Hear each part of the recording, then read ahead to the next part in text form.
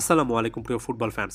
ফুটবলে একটা গোটা সিজন আসলে অনেক লম্বা হয়। একটা দল হিসেবে আপনাকে অনেক চড়াই উতরাইয়ের মধ্য দিয়ে যেতে হয় এবং আপনি কোনো একটা গিভেন জাংশনে অর্থাৎ এমন একটা মোমেন্ট, ক্রুশাল মোমেন্ট, ওই সময়টাতে কেমন পারফর্ম করেন সেটার উপর অনেকটা ডিপেন্ড করে আপনার সিজনটা কেমন যাবে। যেমন আমি লিভারপুলের সর্বশেষ একটা ম্যাচ দেখলাম ইপিএলে, যেখানে তারা ক্লিয়ার কাটভাবে নিউ ক্যাসেলকে হারিয়েছে, যেখানে ডমিনিক সবজলাই এবং ম্যাক অ্যালিস্টার দুর্দান্ত গোল করেছেন এবং আমার কাছে তো মনে হয় এই একটা জয় লিভারপুলের জন্য পুরো ইকুয়েশনটা অনেকটুকু সোজা করে দিয়েছে। এবং একই সঙ্গে আর্সেনালের সাম্প্রতিক পারফরমেন্স যদি দেখেন, এক ম্যাচ হারার পরে সর্বশেষ ম্যাচে নটিংহাম ফরেস্টের কাছে গোল শূন্য ড্র, ক্লিয়ার কাটভাবে এখানে আর্সেনালও রীতিমতো গিফট করেছে। লিভারপুল এমন একটা জায়গায় আসলে পরবর্তী চ্যাম্পিয়ন্স লিগের ম্যাচ খেলতে যাচ্ছে, যেখানে আর্নে স্লট এবং তার দলটা যথেষ্ট পরিমাণ চাপমুক্তভাবে পরবর্তী ফিক্সচারটাতে আসলে ফোকাস করতে পারবেন। ইপিএলের পয়েন্ট টেবিলে আপনি এখানে স্পষ্ট একটা ব্যবধান দেখতে পারবেন, একেবারে 13 পয়েন্টের একটা ব্যবধান আপাতত দেখা যাচ্ছে। এবং পরবর্তী ম্যাচে যদি আর্সেনাল জয়ও পায়, এখানে আপনি সব মিলে 10 পয়েন্টের একটা ক্লিয়ার কাট ব্যবধান তো আসলেই পাবেন। এবং এটাই আসলে লিভারপুলকে অ্যালাউ করবে চ্যাম্পিয়ন্স লিগে ফোকাস করতে। অথচ এখানে আর্সেনালের কাছে সুযোগ ছিল একটা প্রেশার সবসময় লিভারপুলের উপর ধরে রাখা।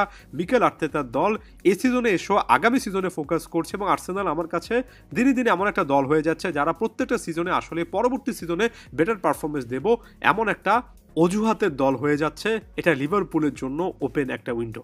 দেখুন, চ্যাম্পিয়ন্স লিগে আর্নে স্লটের এই দলটার সামনে যে ম্যাচটা রয়েছে সেটা প্যারিস সেন্ট জার্মের বিপক্ষে। কখনোই সেই জিনিসটা আসলে সোজা হওয়ার কথা নয়, বরঞ্চ প্যারিস সেন্ট জার্মেইকে যে রাউন্ড অফ 16-এই পেয়ে গিয়েছে লিভারপুল, এটা লিভারপুলের জন্য আনফর্চুনেট, কারণ গ্রুপ স্টেজে পয়েন্ট টেবিলে 1 নম্বর স্থানে থেকে তারা শেষ করেছিল এবং আরও সহজ প্রতিপক্ষ হয়তোবা এখানে লিভারপুল আশা করতেই পারতো। এবং প্যারিস সেন্ট জার্মেইতে ওসমান দেম্বেলের সাম্প্রতিক পারফরমেন্স এবং ওভারঅল একটা দল হিসেবে পিএসজিকে আমি এখানে কোনোভাবে খাটো করে দেখছি না, যদিও লিভারপুল ক্লিয়ার কাট ফেভারিট।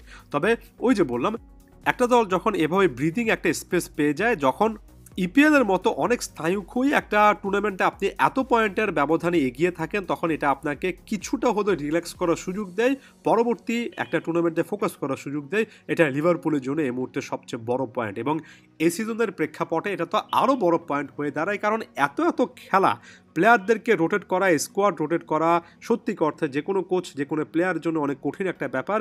এবং এত খেলার মধ্যে যারা আসলে চাপমুক্ত থাকতে পারবে, যারা ফিজিক্যাল এমনকি মেন্টাল ফ্যাটিক থেকে অনেকটুকু দূরে থাকতে পারবে, তাদের জন্যই টুর্নামেন্ট বাই টুর্নামেন্ট অর্থাৎ ভিন্ন ভিন্ন প্রতিযোগিতাতে ফোকাস করা অনেক বেশি ইম্পর্টেন্ট, অনেক বেশি ইজিয়ার হয়ে যায়। আসলে ইজিয়ার শব্দটা বলা উচিত।